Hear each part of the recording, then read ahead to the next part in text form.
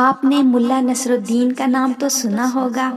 یہ شخص ترکی کا ایک مسخرہ تھا۔ جس طرح ہمارے ہاں ملا دو پیازا اور شیخ چلی کے لطیفے مشہور ہیں، اسی طرح ترکی میں ملا نصر الدین کے لطیفے بڑے مزے لے لے کر بیان کیے جاتے ہیں۔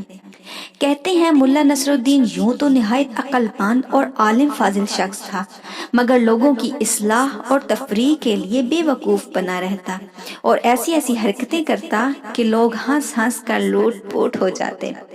ملا نصر الدین کے پڑوس میں ایک مالدار یہودی رہتا تھا جو اتنا کنجوس تھا کہ کبھی کسی غریب اور محتاج کو ایک پیسہ نہ دیتا تھا۔ ملا نے کئی مرتبہ اسے سمجھایا کہ خدا نے تمہیں دولت عطا کی ہے، اسے غریبوں اور مفلس لوگوں پر خرچ کیا کرو، لیکن اس نے ملا کی کوئی نصیحت نہ سنی۔ آخر ملا نصر الدین نے اسے سزا دینے کے لیے ایک ترکیب سوچی۔ ایک روز صبح سویرے وہ نماز پڑھ کر زور زور سے دعا مانگنے لگا، یا اللہ، اگر تو مجھے 1000 اشرفیوں کی تھیلی بھیج دے تو میں اسے محتاجوں پر صرف کر دوں، لیکن اگر اس میں سے ایک اشرفی بھی کم ہوئی تو ہرگز قبول نہ کروں گا۔ یہودی نے یہ دعا سنی تو سوچا کہ ملا بڑا ایماندار بنتا ہے، اس کی ایمانداری آزمانی چاہیے۔ یہ سوچ کر اس نے تھیلی میں 999 اشرفیاں بھریں اور عین اس وقت جبکہ ملا نصر الدین دعا مانگ رہا تھا، اشرفیوں سے بھری ہوئی تھیلی اس کے صحن میں پھینک دی۔ ملا نصر الدین نے لپک کر تھیلی اٹھا لی اور اس میں سے اشرفیاں نکال نکال کر گننے لگا۔ کل 999 اشرفیاں تھیں۔ ملا نے خدا کا شکر ادا کیا اور کہنے لگا، یا اللہ، میں تیرا شکر گزار ہوں کہ تو نے میری دعا قبول فرما لی۔ ایک اشرفی کم ہے تو کوئی بات نہیں، یہ اشرفی پھر کبھی دے دینا۔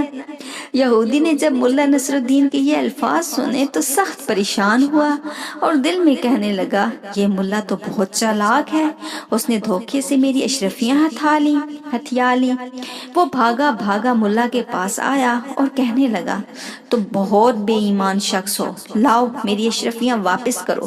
تم نے تو کہا تھا کہ 1000 میں سے ایک اشرفی بھی کم ہوئی تو واپس کر دوں گا، لیکن اب تم 999 اشرفیاں قبول کرنے پر تیار ہو۔ ملا نصر الدین غصے سے کہنے لگا، تم کون ہوتے ہو مجھ سے اشرفیاں مانگنے والے؟ یہ تو میرے خدا نے مجھے بھیجی ہیں، جاؤ اپنا کام کرو۔ یہودی سیدھا قاضی کی عدالت میں گیا اور ملا کے خلاف مقدمہ دائر کر دیا۔ قاضی صاحب نے یہودی کو حکم دیا کہ ملا نصر الدین کو بلا کر لاؤ، ہم ابھی فیصلہ کر دیں گے۔ یہودی نے ملا نصر الدین کے پاس آ کر کہا، چلو تمہیں قاضی صاحب بلاتے ہیں۔ ملا نے جواب دیا، تم دیکھ رہے ہو میرا لباس پھٹا پرانا ہے، میں اس شرط پر جانے کے لیے تیار ہوں کہ تم مجھے اچھے اچھے کپڑے لا کر دو۔ یہودی نے یہ شرط بھی منظور کر لی اور صاف ستھرے کپڑے ملا کو لا کر دے دیے۔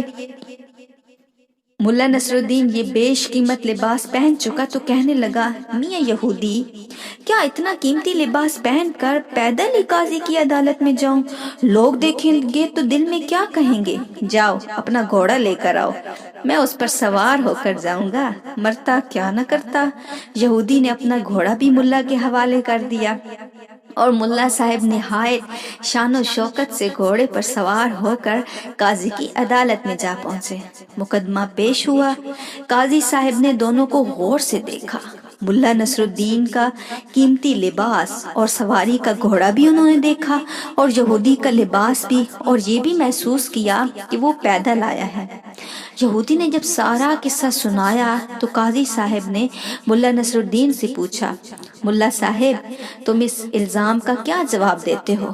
ملا نے جواب دیا، حضور، یہ یہودی میرا پڑوسی ہے اور بڑا ہی جھوٹا شخص ہے۔ ابھی تو یہ کہتا ہے میں نے اس کی 999 اشرفیاں ہتھیا لی ہیں، اور کچھ دیر بعد یہ کہے گا کہ یہ لباس جو میں پہنے ہوئی ہوں یہ بھی اسی کا ہے۔